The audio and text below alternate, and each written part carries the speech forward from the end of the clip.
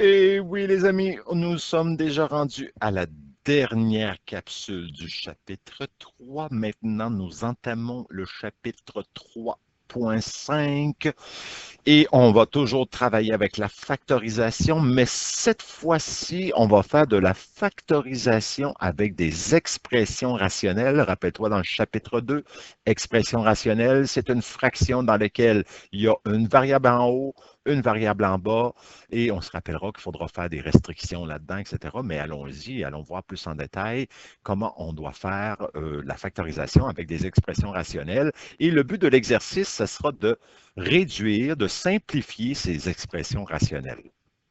Donc, j'ai pris des exemples dans ton cahier d'exercice point de mire, donc tu pourras y faire référence, mais là, je t'explique ces exemples-là. Par exemple, on a l'expression rationnelle, donc la fraction rationnelle, qui est exprimée avec un trinôme en haut, un trinôme en bas. Et l'idée, ce sera de réduire cette expression-là. Et tu sais que, hein, oups, ici, je veux faire apparaître, attention, mon pointeur laser pour que tu puisses mieux voir. Donc, tu sais que parce que c'est séparé par des additions ou des soustractions, tu n'as pas le droit de simplifier d'un étage à l'autre. OK? Donc, on a vu ça dans le chapitre 2. Donc, tu dois factoriser en haut et factoriser en bas. Et après ça, tu pourras réduire.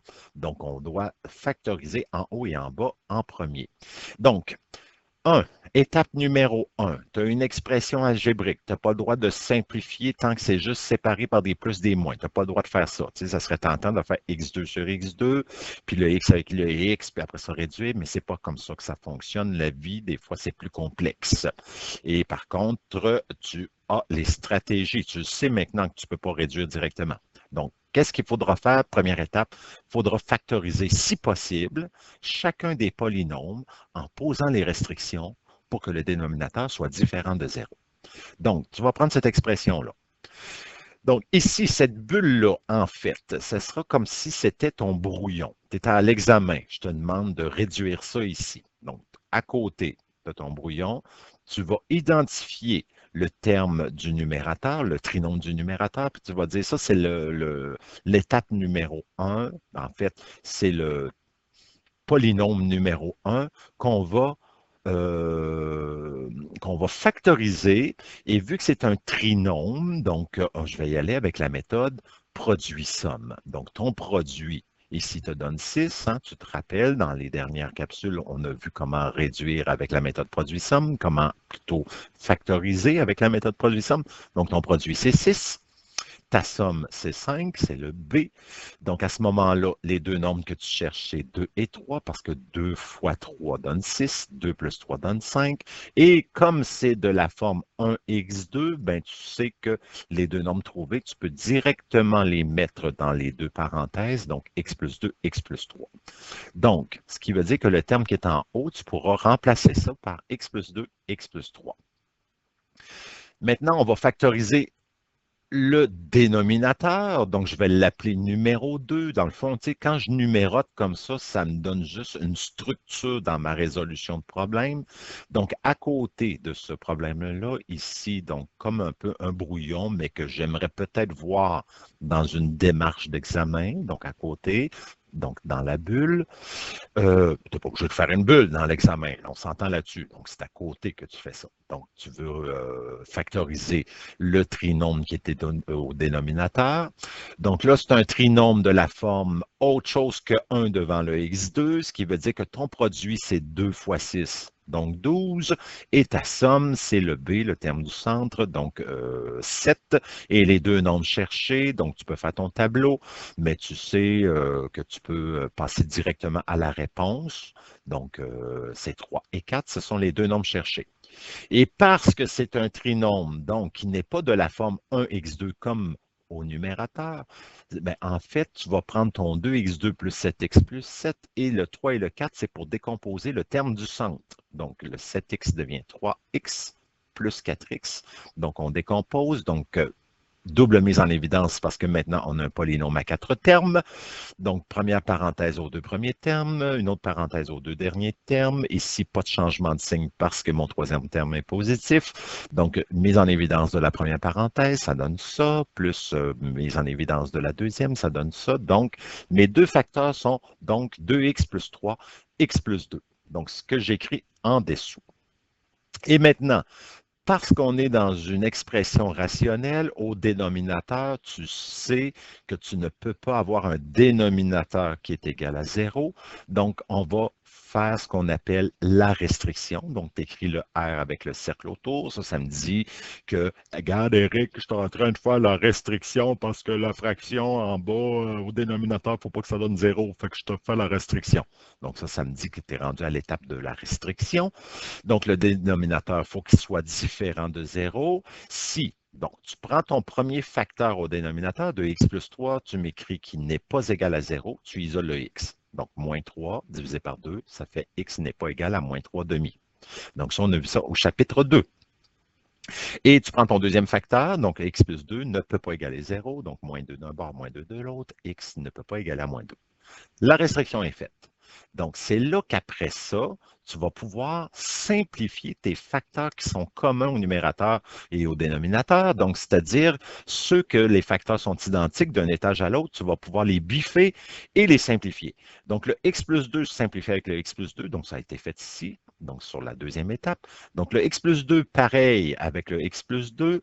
Donc, ça va faire disparaître. Donc, qu'est-ce qui va te rester? Il va te rester x plus 3, 2x plus 3. En haut, ça ne se factorise plus. En bas, ça ne se factorise plus. Et tu retiens ta main pour ne pas simplifier le 3 avec le 3, parce que là, ici, c'est séparé par des additions ou des soustractions, peu importe. On ne peut pas simplifier, hein, tu te rappelles. Donc, la réponse, c'est x plus 3, 2 sur 2, x plus 3, toujours avec la restriction. Donc, ta réponse finale sera donc la réponse, Eric, c'est x plus 3 sur 2x plus 3 si x n'est pas égal à moins 3 demi et x n'est pas égal à moins 2. Donc ça, c'est ta réponse finale. C'est ce qui est réduit avec la restriction. Donc c'est ça que je veux voir à la fin de ta réduction d'expression rationnelle. On y va avec un autre exemple. Donc ici, si j'additionne deux fractions ensemble ou si je les soustrais, peu importe, qu'on a vu au chapitre 2. Donc, même chose. Ici, dans le fond, tu as deux fractions, donc numérateur, dénominateur, numérateur, dénominateur. Chaque partie de ta fraction devra être factorisée pour d'abord mettre sur le même dénominateur commun, puis ensuite réduire s'il y a lieu.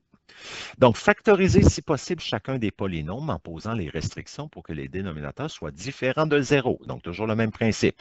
Donc, ce que je fais, ici, le x2 plus 36, je le regarde, est-ce qu'il peut se factoriser? Non, ce n'est pas une différence de carré. Puis, une somme de carrés, ça ne se factorise pas. N'essaie pas de réduire ça, ça ne se factorise pas. Si j'avais eu un moins, OK, je l'aurais factorisé. Si je prends le 8, il ne se factorise pas. Le x plus 6 ne se factorise pas. Donc, j'ai juste lui ici à factoriser. Donc, je vais le factoriser. Donc, c'est un produit somme. Mon produit me donne moins 18. Ma somme me donne 3. Donc, les deux nombres cherchés, c'est 3 et moins 6. Et comme c'est un trinôme de la forme 1x2, tout de suite, mes deux réponses trouvées, je les place dans la parenthèse avec leur signe. Donc, x plus 3, x moins 6. Donc, le x2 plus 36 sur x plus 6, x moins 3, donc c'est lui que j'ai factorisé. Donc, j'avais juste lui à factoriser. C'est pas si pire, hein? Bon, c'est pas... Des fois, ce sera les 4 que tu devras factoriser, mais bon. Donc ici, pour l'exemple, il y avait juste celui-là qu'on factorisait. Là, c'est le temps de poser les restrictions. Donc, dénominateur ici que tu fais la restriction. Donc, les dénominateurs sont différents de 0 si x plus 6, il ne faut pas qu'il soit égal à 0. Donc, moins 6, x n'est pas égal à moins 6. Et le x moins 3, ici, évidemment, il va avoir le x plus 6 qui est déjà ici. Bon, comme il est commun aux deux, je le fais juste une fois. Tu sais, dans le fond, ce n'est pas parce que tu as trois facteurs en bas que tu vas avoir 3 restrictions. Si c'est le même facteur, tu le fais juste une fois. On s'entend là-dessus. Après ça, donc, on va s'arranger pour mettre sur le même dénominateur commun. Regarde bien ici, j'ai une expression dont le dénominateur est x plus 6, x moins 3. Celui-là, il est sur x plus 6. Donc, qu'est-ce qui lui manque pour être identique au dénominateur de la première expression rationnelle? Il manquait un fois x plus 3 en bas fois x plus 3 en haut. C'est ce que j'ai ici. Donc ici, là, maintenant, c'est sur le même dénominateur commun. Donc là, on va associer les numérateurs ensemble par l'addition. Donc, x2 plus 36 plus 8x. Donc, j'applique la distributivité. 8 fois moins 3, ça fait moins 24. Donc, j'ai tout ça en haut. Et en bas, ben, comme c'est le même dénominateur, ben, je l'écris juste une fois. Donc, c'est x sur x plus 6, x moins 3. Donc, je regarde mes termes d'en haut. Donc, ça me donne x2 plus 8x plus 12. Et là, avant de simplifier, tu peux regarder si ton trinôme, parce qu'il est apparu un trinôme, peut-être qu'il se factorise et peut-être que dans sa factorisation, tu vas trouver un facteur qui est pareil avec celui d'en bas. Donc, on va le factoriser, on va vérifier. Donc, je factorise ici mon trinôme.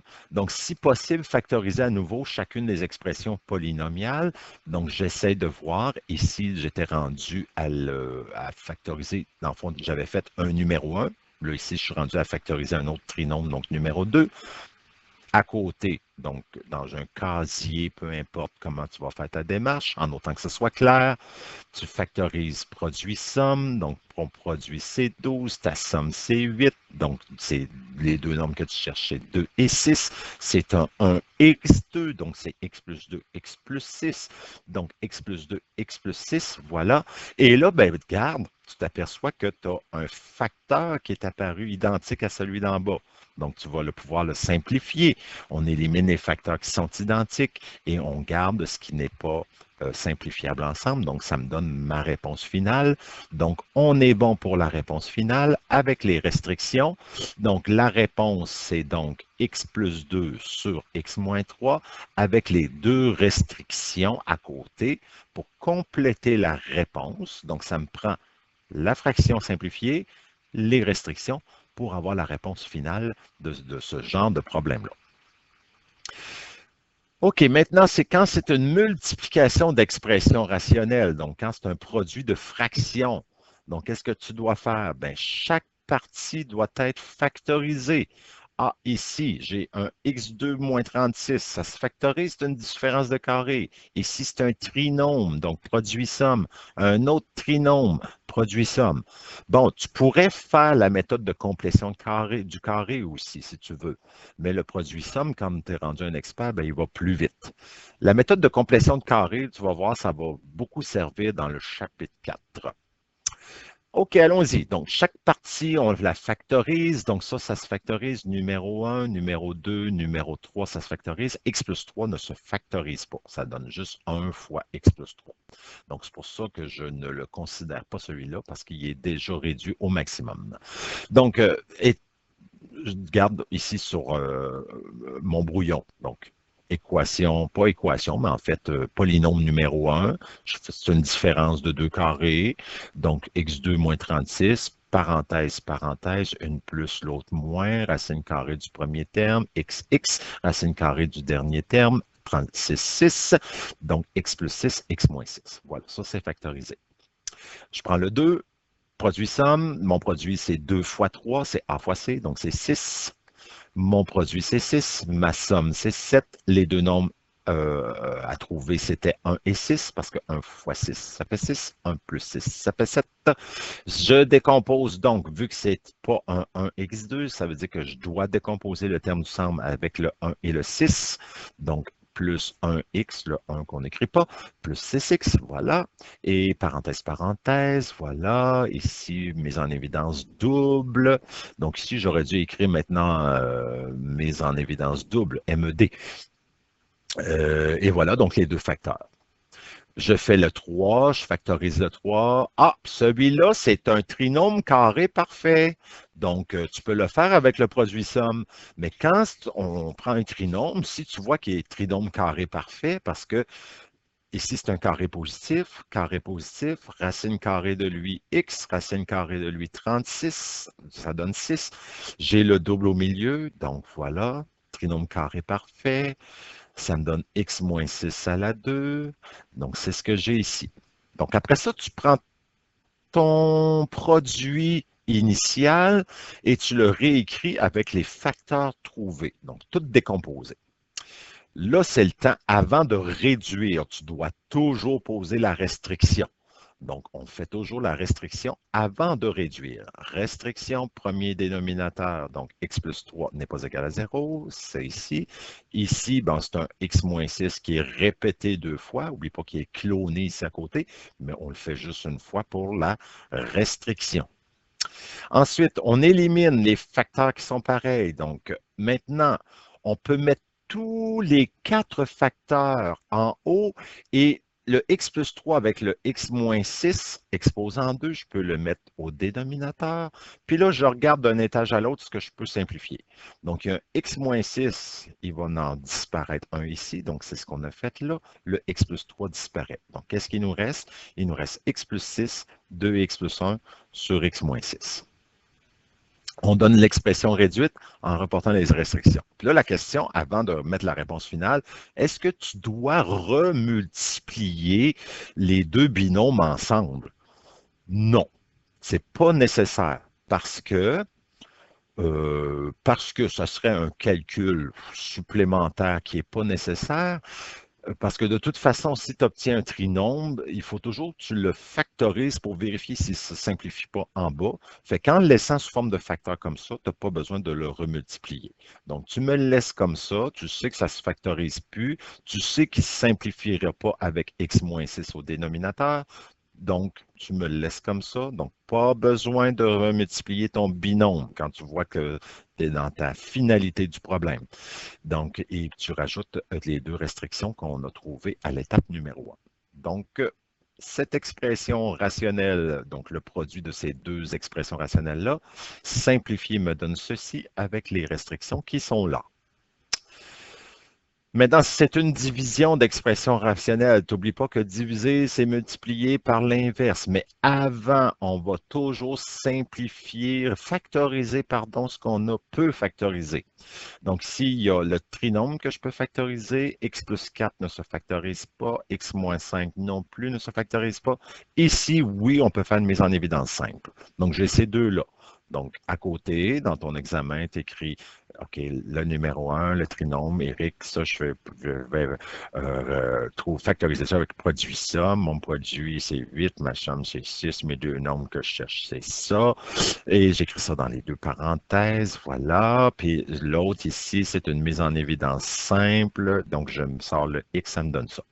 Donc, quand ça c'est fait, ça me dit que tu as été capable de factoriser les deux expressions à factoriser, factorisables, et tu me réécris avec la division. Puis, n'oublie pas que quand c'est une division, le dénominateur de la première fraction est une restriction, l'autre aussi est une restriction, et le numérateur de la deuxième fraction doit faire aussi partie d'une restriction parce que ici, on divise par quelque chose et tout ce quelque chose-là ne peut pas donner 0.